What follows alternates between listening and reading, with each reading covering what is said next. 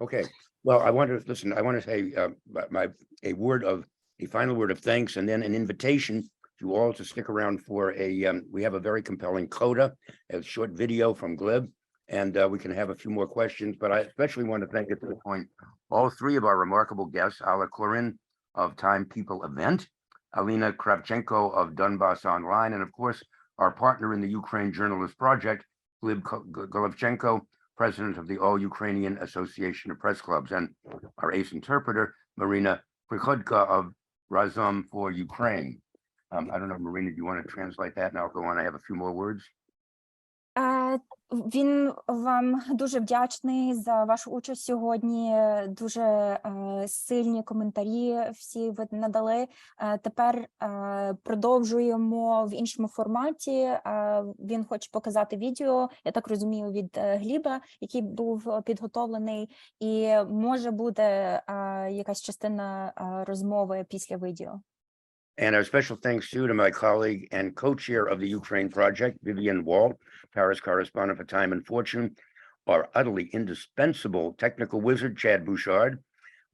We wouldn't be on the air without him, and especially the incomparable Patricia Kranz, executive director of the Overseas Press Club of America, without whose efforts this would hardly have been even possible.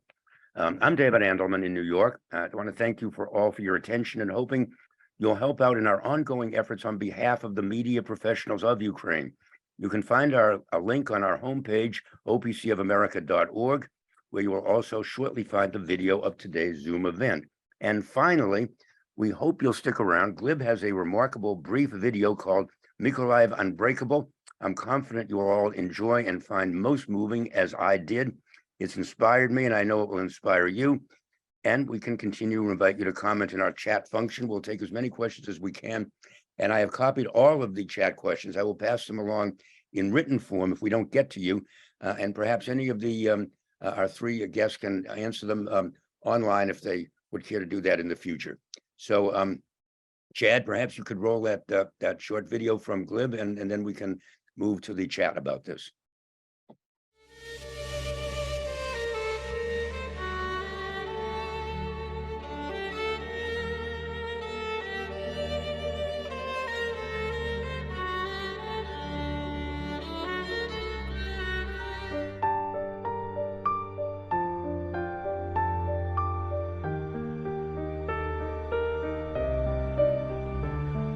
Президент объявил военное положение. На данный момент по Николаевской области бомбят аэропорт Кульбакино. Слышны видны взрывы со стороны детского направления, предположительно Очаков. На данный момент есть и крылатые ракеты, и самолеты, которые бомбят военную инфраструктуру. Всем гражданским держаться подальше от военных объектов, от аэропортов, от ЖД вокзалов и так далее. Місто вогні, серце болить, втомлює бій, і ворог не спить. Кулі летять, поки падає сніг, і ворог лежить, мовчить. Ночі без сну, нам не холодно, чекає сім'я на околицях. Разом ми всі переможемо, це наша рідна земля. Хай буде весна, там, де ми стоїмо до кінця, і нас не зламає війна. Наша віра єднає серця, Україна навіки жива.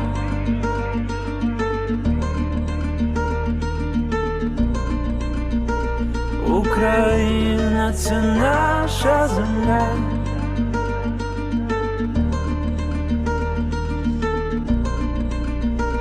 Україна єднає серця. Бажаю найскорішої перемоги над фашистськими, російськими окупантами, щоб вони всі пошвидше виздихали. Разом до перемоги. Відверто кажучи, я ніколи не думав, що в 21 сторіччі наша батьківщина, наші рідні місця будуть під такими обстрілами. про які ми тільки чули колись в агітаційних матеріалах. Тому, знаєте, ми маємо розуміти, на жаль, який удар прийняла Україна на себе, але дуже важливо, щоб це не розповсюджувалося по всій планеті. Так що ми стоїмо в тому числі за весь світ. Дякую. Glib commented that he honestly didn't think that this was all possible in the 21st century. He didn't think that his homeland could be under such duress, that missiles and rockets could be attacking it every single day. But the message is truly that Ukraine is defending itself and the rest of the world, and the intent of this resilience and this strength that Ukraine is exhibiting now is that so that this evil and this aggression does not spread, and Ukraine has taken it upon itself to make sure that this does not spread. You know, there's a wonderful comment I would like to pass along to you from Alina Kravchenko, who I've known for many years. I knew her father, Aram Kravchenko, who was a brilliant Franco-Armenian American lawyer in Paris. Corinne writes, to the Ukrainian panelists and the people of Ukraine, thank you for your bravery and for reminding the world about the fragility of democracy. None of us should take it for granted, and all of us should fight for it. Slava Ukraini. Perhaps, Marina, you can translate that. Героям слава. Героям слава. Це Героям був слава. коментар в чаті від Корін Каворкін, яка дуже відома з вірменської і французької родини. Вона написала, що вона дуже вдячна вам і українцям, дякує за вашу мужність і за те, що ви нагадаєте світові про чутливість демократії, що можна втратити демократію в одну мить, якщо ми не будемо боротися за неї. Ніхто не має забувати про це, і всі мусять боротися за це. І, звісно, слава Україні! Героям слава. I have an interesting question from Yaroslav Vladarchik. Perhaps he is from Poland, I'm not sure, but what are the needs of journalists today in Ukraine until the end of the war, and now until the end of the war, and what are the long-term needs? Before the war, many media in Ukraine were owned by Russian capital. Gleb has pointed that out actually during one of his comments. And what is the Russian influence on the media today? How to build an independent media system in Ukraine, independent of Russia, but ultimately also independent of the Ukrainian government. That's quite a challenge. Maybe we could ask each of the three of you to think about that. Alina, do you want to go first? Це досить довге питання в чаті від Ярослава Влодарчика. Перше питання, які потреби існують в журналістів зараз і до кінця війни, які довгострокові потреби існують. Потім він пише, що до повномасштабного вторгнення багато українських медіа були під російським капіталом, що ви раніше і сказали, Гліб, але який зараз вплив Росія має на українське медіа, як побудувати незалежне медіа в Україні і медіасистему в Україні, незалежно від Росії, але і так само незалежно від українського уряду. Це довге питання, і почнемо з вами, пані Аліно. Так, це доволі складне питання, і треба так трошки якось це трохи зосередитися, з чого почати. Можна якось трошки частинками його ще раз, я відповім по черзі. Перша половина, по суті, було про потреби журналістів. Зараз довгострокові, короткострокові. Я дуже добре, що мені потрапило це питання, тому що, як ви зазначали, що я зараз збираю саме історії журналістів, які постраждали від війни. І, зокрема, якщо я, як людина, яка зараз перебуває на більш-менш мирній території, то в мене ну, грубо кажучи, як в людини було дві потреби: це наявність житла, яке я втратила, ну і безпосередньо робота, яка завдяки якій я зможу забезпечити собі то житло, забезпечити якісь базові речі, тобто харчування, одяг, аби прожити. Якщо казати про журналістів, які є в мої колеги з Чернігова, є мої колеги знову ж таки на прифронті, і я думаю, що в цьому мене підтримує і Гліб, і Алла. Вони зараз знаходяться в більш нестабільних ситуаціях, і найперше, найнеобхідніше – це аби вони були захищені. Тому що,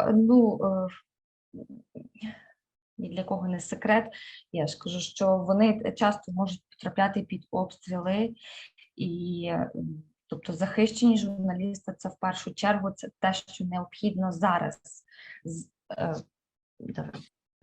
Я поки що зупинюся. So it is a very difficult set of questions. Alina will answer the first part, at least about the needs of journalists. And it was noted before that Alina is currently working on collecting the stories of journalists who lived through the war and worked through the war. For her personally, the needs are, just two basic ones, which is housing and the continuation of her work to be able to afford resources to live on, which is just food and water, basically. But in a more global sense, really, she knows based on her journalist colleagues who are not living in such stable conditions such as she is right now. They could be reporting from the front lines. They need to be protected, and they need to have some sense of safety so that they can continue working and living, basically. Щодо довгострокових потреб, то я думаю, що тут ліпше переадресувати це питання до колег, які дійсно працюють в медіа, тому що я зараз як більш самостійна одиниця, і, в принципі, мої базові потреби я самостійно можу закривати, а от якщо брати видачу газети, я розумію, що зараз є проблеми з папером, і що його не так просто і дістати, і друк – це дуже дороговартісне, тому я думаю, що вони більш якісно зможуть відповісти на це питання. In terms of long-term needs, Alina, as a freelance journalist now, is more focused on covering short-term needs to continue her work, but something that requires long-term planning and strategy, such as the continuation of the publishing of a newspaper, as Alla does and thinks about, that's more of an appropriate question to Alla. So maybe let's go to Alla. Pani Alla? Наприкінці минулого року ми сиділи і розмірковували, як нам вижити, бо газета була на грані бути чи не бути. Справа була в тому, що передплата йшла дуже важко, бо населення збідніло. І, як у нас кажуть, рахували свої копійки. І хоча й хотіли газету, вони звикли до неї, це звичка, це добра звичка. Вони економили, якщо так казати, на газеті. І тут несподівано прийшла допомога від OPC. Це було дуже несподівано, і це було як диво, бо ми ніколи не користувалися ніякими грантами. Ми завжди, усе життя, самі по собі виходили з будь-якої ситуації. І я хочу сказати, як ми витратили цей грант. Ми просто зробили благодійну передплату 308 нашим читачам, які хотіли, але не могли. Для маленької газети це, і ми таким чином зберегли значну частину нашого тиража, і я вважаю, що підтримали людей. І це від вас. І я ще хочу сказати, що тут є і не тільки фінансова сторона, ми відчули ще й таку моральну підтримку. І це було для нас дуже-дуже важливо. І рік ми почали з оптимізмом, що будемо жити. Хоча б півріччя ще будемо жити. А щодо довгострокових потреб, розумієте, було дуже-дуже важко, коли у нас були такі проблеми з електропостачанням. Був такий період, і такий довгий період, коли у нас світло було тільки 3 години на день, 2 години було вночі. І випускати газету, ну це було на грані неможливого. Ну і я підлаштовувалась, це було дуже важко, але ми виходили. І дуже не хочеться, щоб такий період повторився. Alla's newspaper in the beginning of the full-scale invasion was faced with a really difficult decision, basically to be or not to be, because the economic situation of the community and the region really shifted towards the negative side of things, and people were saving money however they could. And one of the most the easiest ways to save money was to stop buying things such as newspapers or things of leisure or pleasure. And so the newspaper really had to decide if they wanted to continue working, knowing that they probably could not pay to function anymore, and that included paying their writers and their staff. But then unexpectedly, help came in the form of the grant from OPC. And really this was unexpected for the newspaper, because they had no prior experience with receiving grants before. They had always relied on themselves. No matter how difficult the times had been, they found ways to get out of difficult situations. And Alla wanted to share exactly how this grant was spent from OPC. This grant covered basically the subscription to the newspaper for a number of readers. Скільки читачів це покрило? 300? 308. It covered exactly 308 subscriptions for readers.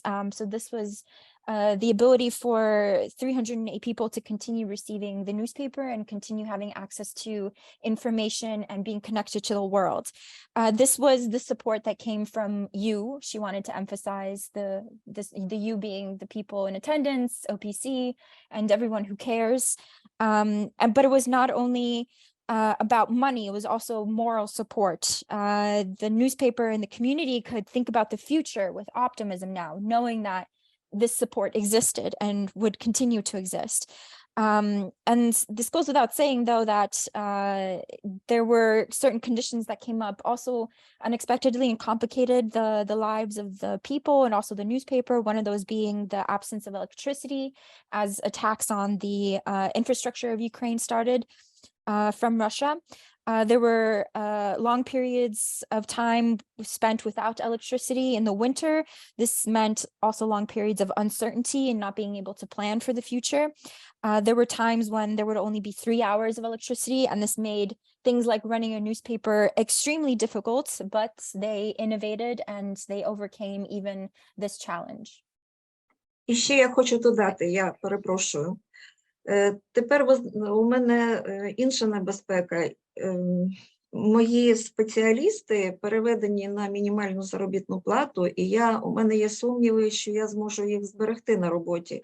Це те, про що каже пан Гліб, зберегти журналістів. Вони підуть від мене шукати іншої роботи з іншою зарплатою, і це мене дуже непокоїть.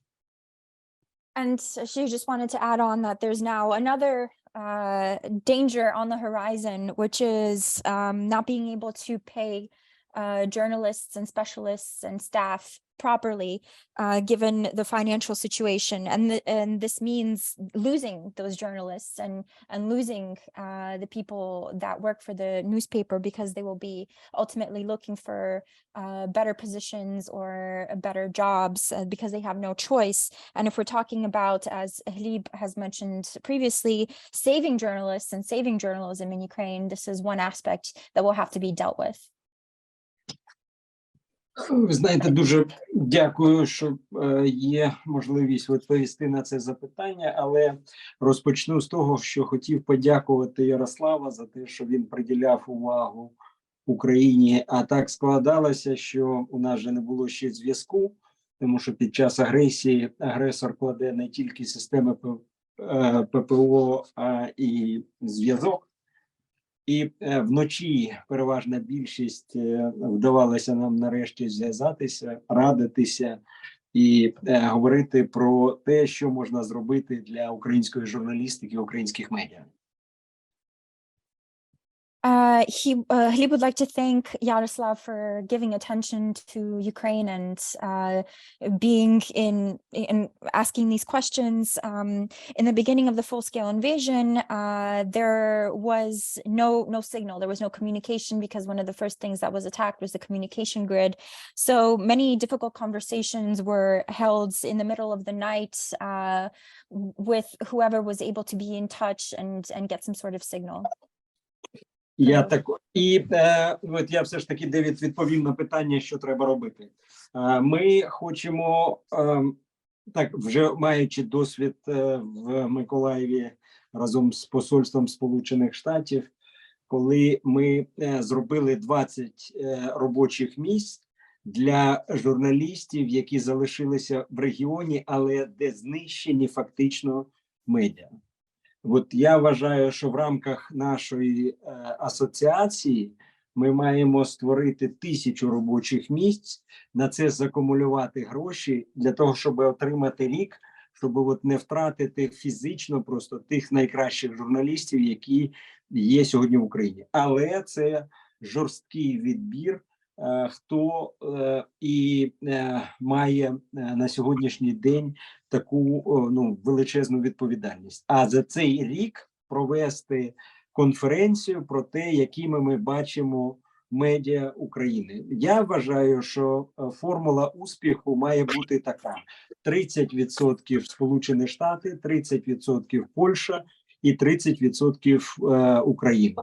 Тобто медійні холдинги, які будуть засновані разом з іноземним капіталом. Okay. So very concretely, in cooperation between the Mykolaiv Press Club and the Embassy of the United States, 20 jobs were created in the Mykolaiv region for journalists to have this job security and to make sure that journalists could continue doing their work. This is, again, very important for the global effort of saving journalists in Ukraine.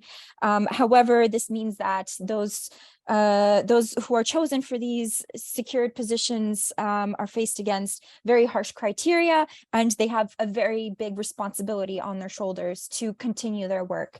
And even more concretely, on the horizon is planned a conference on how Ukrainian media develops and how it will look in the future. This conference will afford the opportunity for different stakeholders to think upon this very important subject and continue to save journalism in Ukraine. Glib's thought is that Ukraine's media sphere should be part of a media holding mechanism with international investors, and thus he means not Russian. Okay. Дуже важливо: 30% Сполучені Штати, 30% Польща, 30% Україна. He wants to specify in his vision, it would be under the media holding 30% United States, 30% Poland, and 30% Ukraine. I think that's a wonderful way to close our magnificent morning, afternoon, or evening, depending on where you're actually located. And I hope, well, first of all, we want to thank again all of our participants, especially Alina and Glib, our wonderful interpreter Marina, Chad, our technical wizard, and Patricia Kranz for facilitating all of this. I'm David Andelman in New York, and I want to remind you again, we're hoping we'll help you, and you'll help us in our ongoing efforts on behalf of media professionals in Ukraine. There's a link on our homepage, opcofamerica.org. You'll shortly find the video of today's Zoom event there. I will attempt to embed it also on my Substack page, Andelman Unleashed, and there we are. I hope we can hear from you again in the future, and our deepest thanks for everything you have done to sustain freedom and democracy in this marvelous country, Ukraine. Thank you.